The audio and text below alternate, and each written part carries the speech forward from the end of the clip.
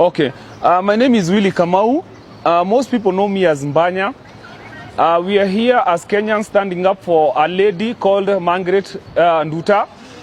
She's held up in Vietnam as a mukora, allegedly that she was caught with cocaine 2 kgs.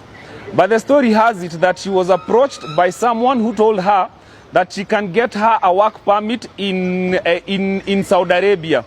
So the person who said was going to take her to Saudi Arabia facilitated for her going to Saudi Arabia, but that is where the bone of contention with this whole story is.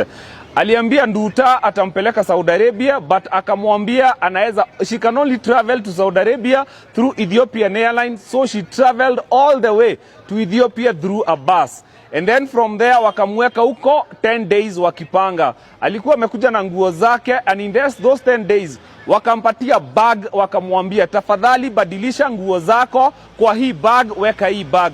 Wakamwambia sasa ingie Ethiopian Airline, alafu wakampatia $100. Wakamwambia hiyo country ataenda tu alipe ticket aende Saudia. As if traveling on airport is like kuingia kwa basi ama kwa matatu. This girl is very innocent. She is a victim of being poor and taken advantage of. Wakati alifika hiyo aliingia akapelekwa Vietnam.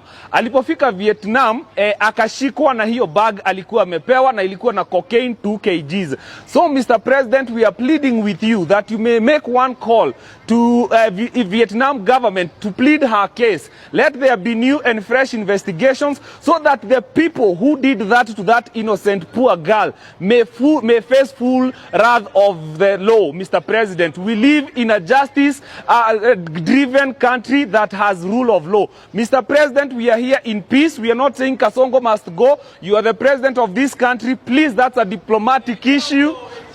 Please make that diplomatic issue. Phone call to Vietnam that can save the life of that young girl. She is about to be hanged in less than 36 hours from now. So, Mr. President, we are here in peace. No Kasongo must go. We just want the release of that girl. Mr. President, make sure the people who are responsible of doing that are held accountable so that they may never take advantage of poor, innocent girls again. Mr. President, you have the power to destroy that syndicate and that cartel. Thank you very much, Mr. President. Once again,